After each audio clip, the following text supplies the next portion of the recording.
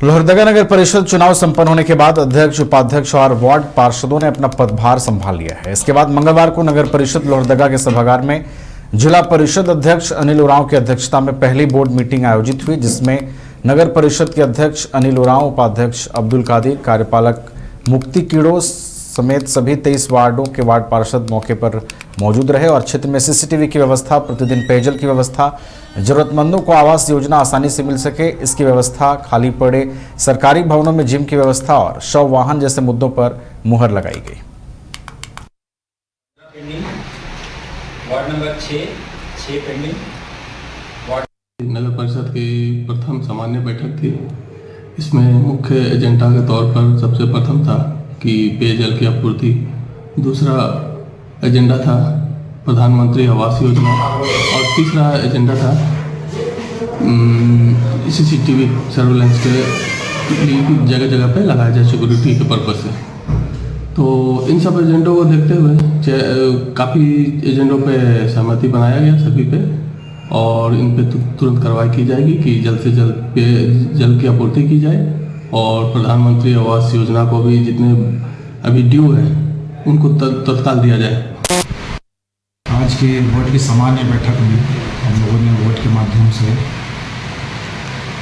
लोहरदगा शहर में जो चूँकि गर्मी का दिन है, यहाँ के लोगों को जो है कैसे प्रतिदिन स्वच्छ जल जो है लोगों को मिले, इसके लिए हम लोगों ने वोट के माध्यम से यहाँ पर जो भी कमियाँ हैं, चाहे वो टैंकर की समस्या हो, चाहे वो जहाँ कहीं आप लोग देखते होंगे रोड में जो है पाइपलाइन फट गया है, जिसके चलते बहुत सारा पानी जो है व्यर्थ बह रहा है। नगर परिषद की प्रथम सामान्य बैठक थी।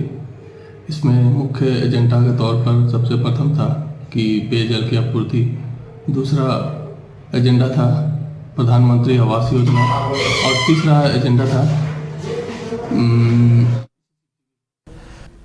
सरायकेला में चैत्र नवरात्र के अवसर पर चैती छठ व्रतधारियों ने खरकई नदी में आस्था की डुबकी लगाई और अस्ताचलगामी सूर्य को अर्घ्य अर्पित किया। श्रद्धालुओं में पूजा को लेकर उत्साह देखा गया, लेकिन नदी के बहते पानी और गंदगी ने उनकी आंखें नम कर दी। हिंदू धर्म में छठ व्रत को सभी दुखों को दूर करने और सुख सौभाग्य लाने वाला माना जाता है और व्रतधारियों ने पर्व के नाम पर मन और तन से आस्था दिखाई, जबकि नदी की सफाई की स्थिति चिंताजनक रही। नहाय खाए से लेकर अर्घ्य तक इस पावन पर्व का महत्व होता है, लेकिन नगर निगम की सफाई व्यवस्था लचर होने के कारण नदी नाले जैसी नजर आई और पानी छोड़ने के बाद भी गंदगी नदी के पानी के साथ बाहर दिखी। श्रद्धालुओं ने इस स्थिति पर चिंता व्यक्त ठीक है। पानी की स्थिति? पानी ठीक है। पानी ठीक है। हाँ। गंदगी नहीं, सफाई हो गया है। तो भगवान से क्या मांगे? क्या मांगे? और लागे सबका बोले काया में सुख दो, अच्छा रहेगा। गर्मी के समय में छठ कितना तकलीफ है? कैसा? हाँ, तकलीफ तो है, धूपा का दिन है, तकलीफ तो है। ठीक है। खबर धनबाद से है, जहां वैश्विक संकट के बीच मुनाफाखोरी और कालाबाजारी पर पुलिस ने सख्त रुख अपनाया है। वरीय पुलिस अधीक्षक प्रभात कुमार ने स्पष्ट चेतावनी देते हुए कहा कि किसी भी हालत में आम जनता के हितों के साथ खिलवाड़ बर्दाश्त नहीं किया जाएगा। उन्होंने कहा कि अगर कोई दुकानदार या व्यापारी आवश्यक वस्तुएं जैसे खाद्य सामग्री, दवाइयां, तेल, गैस और दैनिक उपयोग के सामान को निर्धारित मूल्य से अधिक कीमत पर बेचते हैं या जमाखोरी करते हुए पाए जाते हैं तो उनके खिलाफ तत्काल कड़ी कानूनी कार्रवाई भी की जाएगी। एसएसपी ने इसे गंभीर अपराध बताते हुए कहा कि संकट के समय मुनाफाखोरी न केवल कानून का उल्लंघन है बल्कि अमानवीय कृत्य भी है। पुलिस और प्रशासन द्वारा बाजार की लगातार निगरानी की जा रही है और गुप्त रूप से सूचनाएं भी जुटाई जा रही है। साथ ही आपूर्ति व्यवस्था को सुचारू बनाए रखने के लिए संबंधित विभागों के साथ समन्वय किया जा रहा है। व्यापारियों से ईमानदारी बरतने और आम लोगों से घबराकर जरूरत से ज़्यादा खरीदारी न करने की अपील की गई, ताकि बाजार में कृत्रिम कमी ना हो और सभी को जरूरी सामान आसानी से मिल सके। नमस्कार, जोहार। अभी हम लोगों को मार्केट से शिकायत आ रही है कि बहुत सारे ऐसे दुकानदार हैं जो प्राइस बढ़ा रहे हैं, कालाबाजारी कर रहे हैं, जमाखोरी भी कर रहे हैं। तो मैं ये स्पष्ट कर देना चाहता हूँ कि कालाबाजारी करना हो या जमाखोरी करना हो, ये दोनों कानूनन अपराध है और ख़राब परिस्थितियों का फ़ायदा उठाते हुए अगर सामान के जो अमूमन प्राइस होता है उसे बढ़ा करके कोई बेचते हैं तो ये ना सिर्फ गैर कानूनी है बल्कि मानवता के खिलाफ भी है। तो ऐसा कोई भी अगर हमारे संज्ञान में किसी प्रकार की कोई मैटर आता है, कोई शिकायत आती है, तो डेफिनेटली हम लोग कानूनी कार्रवाई करेंगे।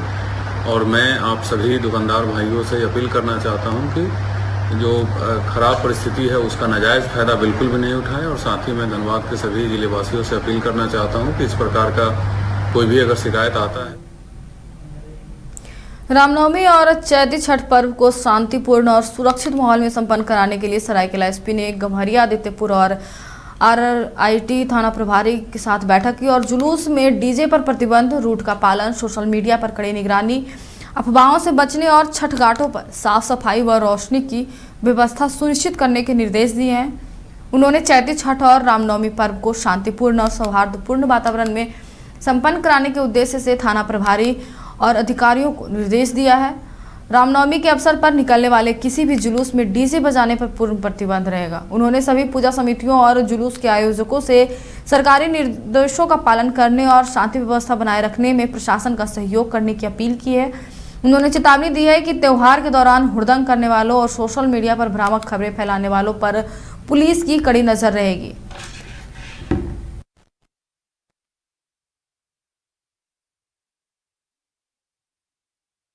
आगामी छठ और रामनवमी पर्व के मद्देनजर सुरक्षा और व्यवस्था संधारण को लेकर जिला प्रशासन और पुलिस द्वारा विगत 1 महीने से तैयारियां की जा रही है। इसी क्रम में आज गम्हरिया, आदित्यपुर और आरआईटी थाना क्षेत्र थाना में पदस्थापित पदाधिकारियों के साथ भी और थाना क्षेत्र में भी कुछ घाटों का भ्रमण करके सुरक्षा व्यवस्था का जायजा लिया गया है। क्योंकि जैसा आप जान भी रहे हैं, आज ही से छठ का शाम का संध्या अर्घ है, कल सुबह मॉर्निंग अर्घ है। उसी को लेकर आदित्यपुर थाना प्रभारी की उपस्थिति में सभी पदाधिकारियों के साथ आज बैठक की गई और उनको संध्या अर्घ के समय और सुबह के समय घाट पर समुचित सुरक्षा व्यवस्था बनाए रखने के निर्देशित किया। कई घाट ऐसे हैं सर जहाँ गंदगी का अंबार लगा हुआ है। लोग वो द्वारा बोला गया पानी छोड़ा जाएगा, उसके बाद ही अंबार है गंदगी का, बदबू पूरा है। तो उसको इस संदर्भ में जो अभी कुछ दिन पहले जिला स्तरीय बैठक हुई थी, उसमें नगर निगम को घाटों की समुचित सफाई के लिए भी और प्रकाश की समुचित व्यवस्था हेतु भी पेशी स्तर से निर्देशित किया गया है। सर दूसरा है कि जिस तरह से डीजे बजाने पे उसको लेकर क्या कर रहे हैं? हाँ जी, डीजे रामनवमी में जिस डीजे बजता है, जो ऑनरेबल हाईकोर्ट के दिशा निर्देश है, चाहे वो डीजे को लेके हो और या झंडे को लेके हो, मेरा सभी से अनुरोध होगा कि उन दिशा निर्देशों का पालन करते हैं।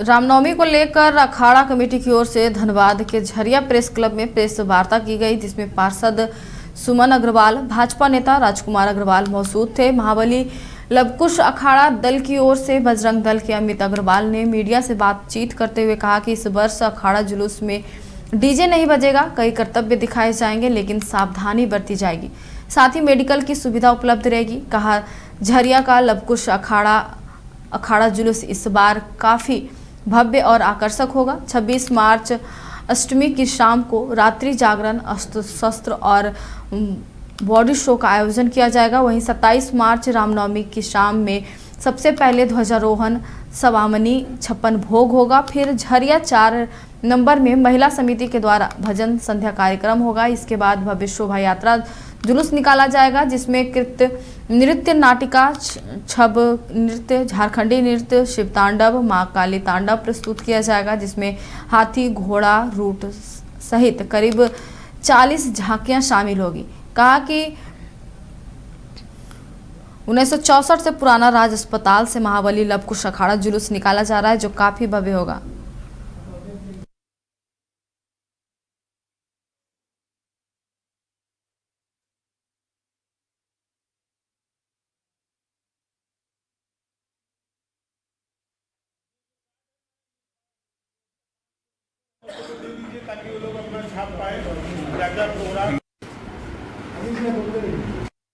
दल महाबली लवकुश दल ये पुराना राज हॉस्पिटल रोड से निकलता है और बहुत ही पुराना अखाड़ा है, 1964 से निकलता है। और इस अखाड़ा के संस्थापक स्वर्गीय अर्जुन अग्रवाल जो मेरे पिताजी हैं और श्री सत्यनारायण शर्मा दोनों ने मिलकर निकाला था। और विगत 64 के बाद से यह अखाड़ा चल रहा है और अभी एक हफ्ता से अस्त्र शस्त्र का आचार्य द्वारा सबको बच्चों को सिखाया जा रहा है और अष्टमी के दिन रात में मिस्टर धनबाद बॉडी शो का प्रोग्राम है। बाहर के खिलाड़ियों द्वारा अस्त्र शस्त्र का प्रोग्राम है, हमारे लोकल खिलाड़ियों के द्वारा अस्त्र शस्त्र का प्रोग्राम है और नवमी को सुबह 7 बजे ध्वजा हनुमान जी की पहले हमारे अखाड़ा में भगवान हनुमान का ध्वजारोहण होगा। उसके बाद 12 बजे सवामनी है, शाम 5 बजे 56 भोग का प्रोग्राम है और शाम 7 बजे से 4 नंबर मेन रोड झरिया परसीचा मार्केट के बाहर भजन संध्या का प्रोग्राम है जो महिला महासमिति के द्वारा किया जाएगा लौकुश दल के बैनर के तले। और शाम 5 बजे से पुराना Raj hospital road Bhagania nursing home के सामने से हमारा शोभा यात्रा हमारी निकलेगी और हम शोभा यात्रा